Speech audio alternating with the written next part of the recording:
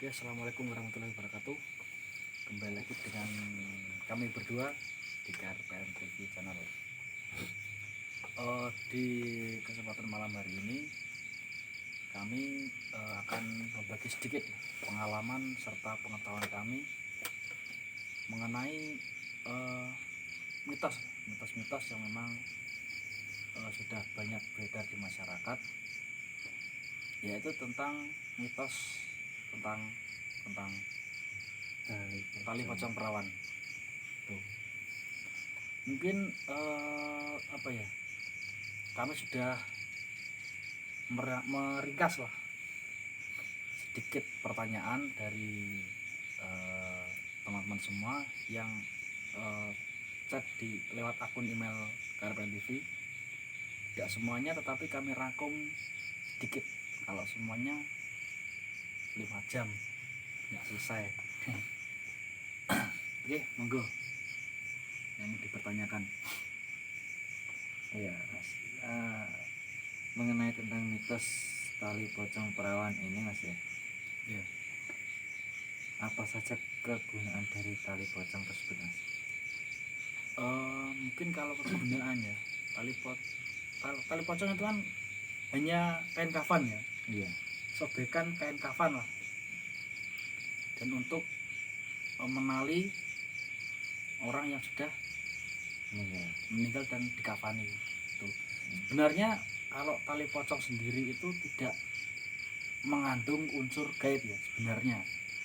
Tetapi oleh beberapa oknum spiritual, tali tersebut telah diritualkan sehingga tali pocong tersebut bisa digunakan. Semisal untuk pemikat lawan jenis, untuk membuka aura, untuk gendam dan lain sebagainya. Itu kegunaan tali pocong perawan. Iya. Jadi perawan. Kalau yang bukan perawan itu gimana sih? Sebenarnya ya, Apa perbedaannya gitu loh, Mas ya? sebenarnya tidak ada bedanya sih, sama-sama tali pocong. Mungkin hanya untuk menarik lah. Kan kalau perawan itu lebih menarik, tapi jendela lebih menggoda. Judul lagu. Karena sebagian banyak oknum spiritual itu biasanya ya mencari tali pocong itu yang gadis masih perawan. Itu yang sering digunakan. Entah itu bohong atau enggak kita nggak tahu. Yang penting judulnya tali pocong perawan namanya. Itu. Terus gini, Mas. Biasanya tali pocong yang digunakan itu orang yang meninggalnya di hari-hari tertentu atau di semua hari? Di hari tertentu. Itu. Contohnya? Semisal hari Selasa Wage ataupun Jumat Kliwon, Sabtu apalah itu. Itu ada hari tertentu, tidak semua orang meninggal bisa diambil. Yang jelas ada ritual dan juga bisikan gaib lah. Di hari ini ambil tali pocong ini itu. Nah, itu pas ngambilnya tuh harinya apa juga atau setelah dimakamkan malamnya diambil gitu, Mas? Yang jelas yang belum lama meninggal ya. Karena posisi jasad itu masih utuh. Maksimal berapa hari atau? Kalau maksimal saya nggak tahu, yang jelas sebelum jasad itu mulai membusuk Gitu ya. iya. Tuh. Apakah tali pocong itu bisa digunakan untuk kekebalan, Mas? Bisa. Kok bisa? Iya, tergantung si oknum tersebut mengisi ataupun meritualkan tali tersebut untuk apa. Ada yang hanya bisa untuk mengikat wanita, ada yang bisa untuk pengasihan umum, ada yang cuma diisi khusus untuk gendam dan lain sebagainya. Untuk sirup bisa nggak, Mas? Bisa tali pocong. Kalau untuk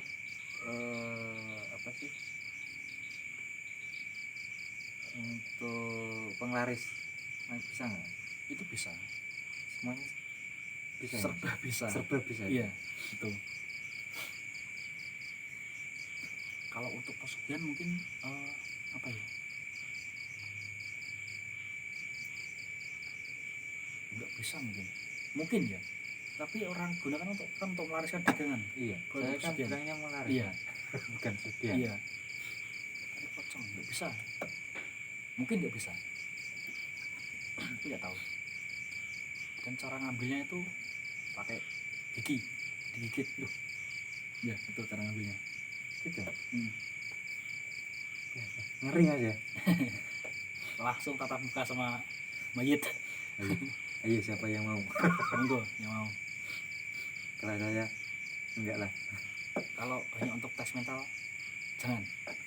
Karena setelah dia mengambil itu pasti akan ada teror-teror yang menghantui orang tersebut. Setelah tali pocong itu sampai di rumah, itu pasti ada. Berarti setelah ngambil itu dikubur kembali Mas ya? Iya, betul. Kembalikan lagi. Jadi kan enggak kayak Sumanto ya. Itu Itu film ya saya. itu legenda manusia makan manusia. Kemudian ada lagi. Gitu Mas. Gitu. Sedikit saya jelaskan ya. Kalau hanya untuk apa ya, uji nyali lah, untuk mengetes mental, untuk coba-coba, sebaiknya jangan. Karena apa? Terornya itu bukan main-main loh, masalah tali pocong itu. Karena kita tahu sendiri bahwa jin itu lebih banyak daripada manusia ya. Iya. Berpuluh-puluh ribu kali lipat lebih dari manusia.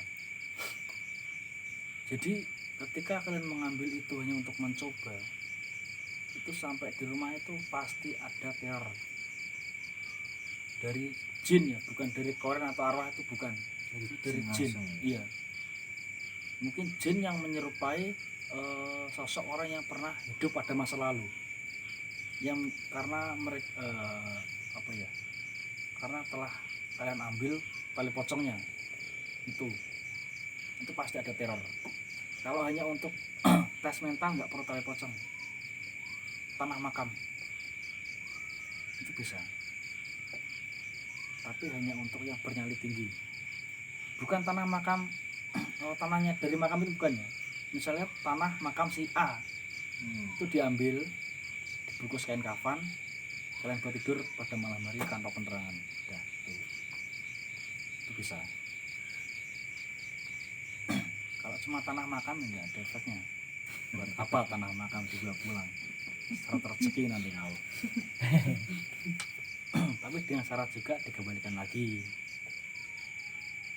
Kalau nggak dikembalikan ya selamat stres di rumah, psikis kalian terganggu dengan hal-hal yang tidak pernah kalian lihat sebelumnya.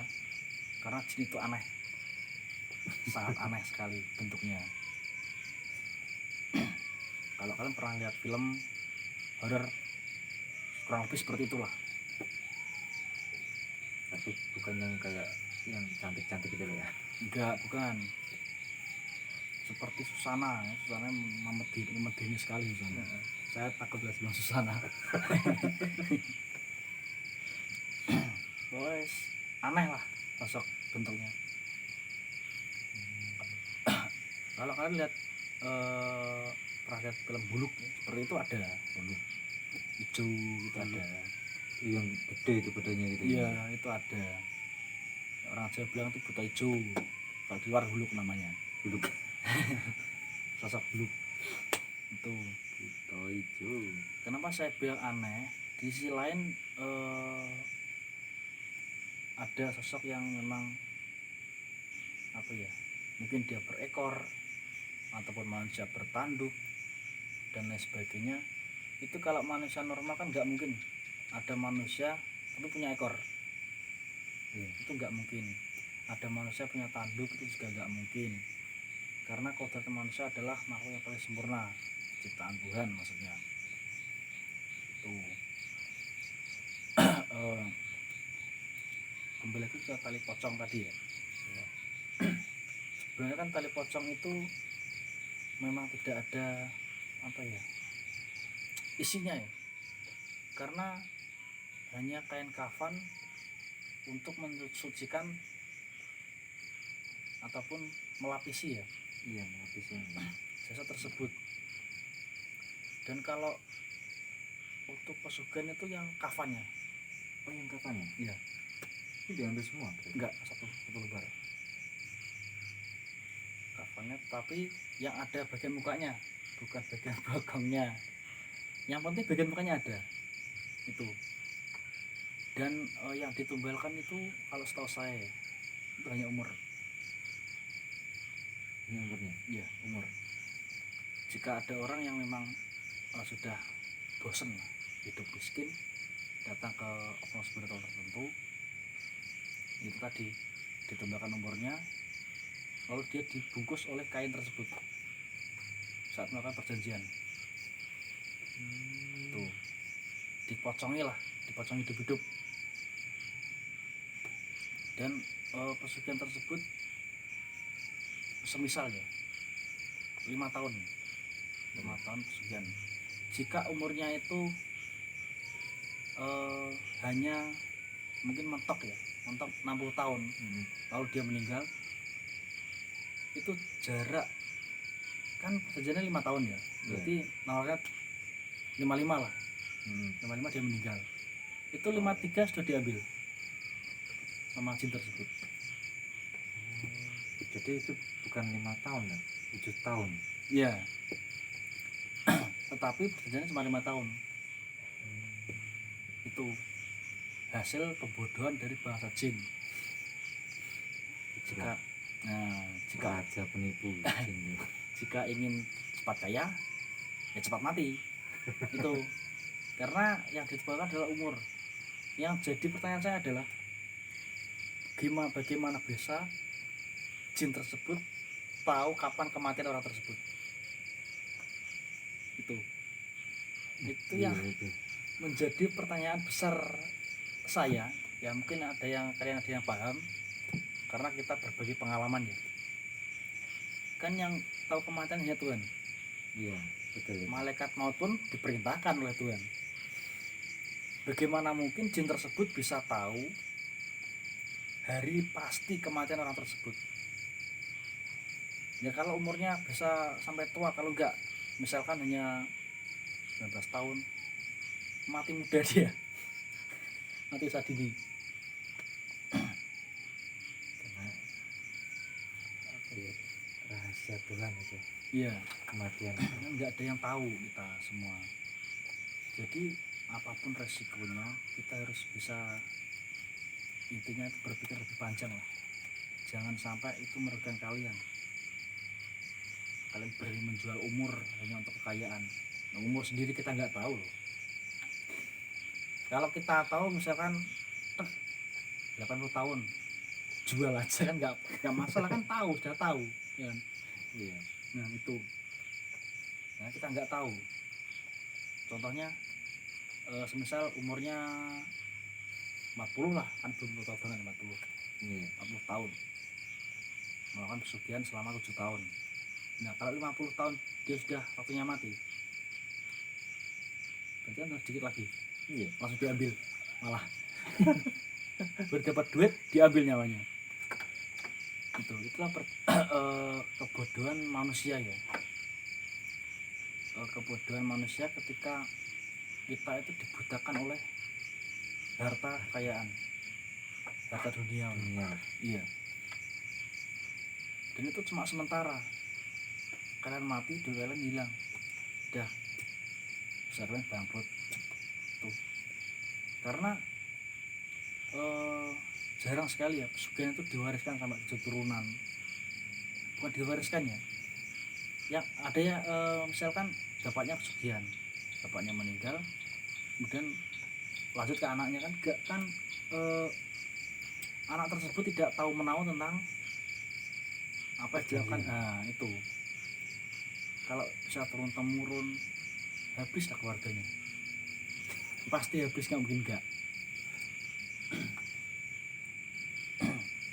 kan tetap anaknya kan nggak mungkin tahu kan kalau Iya. orang tuanya melakukan pesugihan. Orang tua meninggal dia malah lebih kaya, kan nggak mungkin. Harusnya ada kecurigaan di mana dia tidak bekerja tapi uang itu selalu mengalir itu. Dan kalau melakukan itu juga pasti tahu sosoknya lah, enggak. Kalau nggak tahu sosoknya gimana?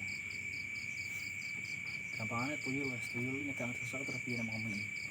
Arep piye modele. Wih, paling penting. Tapi apapun itu kalian jangan pernah mempersingkat waktu. Waktu sih apa jenenge? Mempersingkat urip. Ya kuwi, jangan pernah mempersingkat urip. Karena gini ya, jadilah orang itu yang berguna bagi orang lain. Karena apa?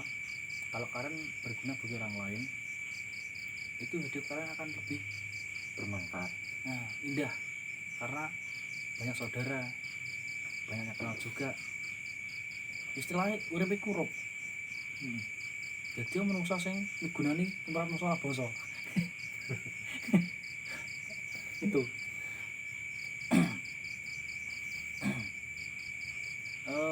Ada istilah juga gini. Jangan jadi seperti lilin, rela membakar diri sendiri hanya untuk kepentingan orang lain. Nah, ada pula yang mengatakan gini, jadilah seperti lilin, walaupun tidak terang tapi bisa menerangi semuanya. Terserah kalian mau ambil yang mana. Intinya kalau saya ya, sebisa mungkin jadilah orang yang bermanfaat. Itu tak sebisa mungkin. Jangan pernah egois dengan urusan kalian sendiri. Karena apa? Kalau yang namanya ekonomi kan kita nggak tahu ya. Ekonomi itu susah, kan kita nggak tahu. Tergantung kalian sendiri lah. Bagaimana kalian memanajemen keuangan kalian. Kalau misalkan ekonomi sulit dan boros, sudah pasti kere gelandangan, gembel, anak-anaknya pinggir jalannya. Tapi kalau kita bisa mengatur semuanya, itu akan bisa lebih mudah. Karena Tuhan itu tahu ya apa yang kalian butuhkan, Tuhan apa yang kalian inginkan.